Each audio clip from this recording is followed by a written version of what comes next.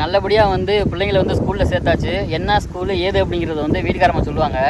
அதுக்கு முன்னாடி வந்து ஒரு முக்கியமான விஷயம் என்னன்னு பார்த்தீங்கன்னா, இந்த கடன் வாங்குறது, அதாவது இந்த கடன் பத்திரம் இருக்குல்ல, அதில் கையெழுத்து போடுறதுக்கு, அப்புறம் ஏதாவது மாட்டிக்கிறக்கூடிய விஷயம் இருக்குது பார்த்தீங்களா, ரொம்ப சிக்கலான விஷயம். இதில் போனால் மாட்டிக்கிடுவோம், நம்மளை கேள்வி கேட்பாங்க அப்படிங்கிற விஷயம் இருக்குது பார்த்தீங்களா, அதுலலாம் கையெழுத்து போடுறதுக்கு மட்டும்தான் வீட்டுக்காரர் ஹஸ்பண்டு எங்க வாங்க இதில் கொஞ்சம் கையெழுத்து போடுங்க அப்படின்னு சொல்லி நம்மளை கூப்பிட்றது. இந்த ஸ்கூல் விஷயம், அப்புறம் இந்த குட் நியூஸு, இந்த சொத்து வாங்குறது, அப்புறம் இந்த நகை வாங்கும்போது இதிலெல்லாம் கையெழுத்து போடுவோம்ல, அந்த மாதிரி விஷயம். அப்புறம் வந்து நகை அடகு வைக்கும்போது ஏன் அப்படின்னா, கடன் வாங்குறது வேற, ஒரு பொருளை வந்து அடகு வைக்கிறது வேற. கடன் வந்து ஒரு லோனாக ஒருத்தட்ட வாங்குறது, அதுக்கு புருஷன் கையெழுத்து வேணும். இதே வந்து ஒரு பொருளை கொண்டே அடகு வைக்கிறதுல வந்து இவங்க தான் கையெழுத்து போடுவாங்க, நம்ம கையெழுத்து போடக்கூடாது. ஏன்னா நாளை பின்ன ஏதாவது ஆச்சுன்னா நம்ம கையெழுத்து போட்டால் அந்த பொருளை திருப்ப முடியும். இப்போ இவங்க கையெழுத்து போட்டாங்கன்னா இவங்களே போய் நிறைய திருப்பி வந்துடலாம்ல.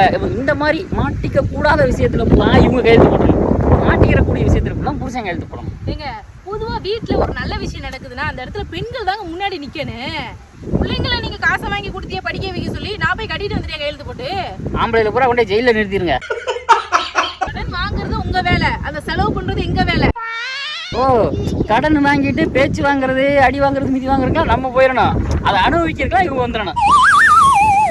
என்ன உலகம்னே தெரில, கொஞ்சம் பார்த்து நடந்துக்கிறங்க. கணவர்கள் காப்பாற்றும் கழகத்தை ஒன்று ஆரம்பிங்க, சரியா இருக்கும். எப்படி இந்த மனுஷன் எப்படி ஆயிட்டாரு பாத்தியா?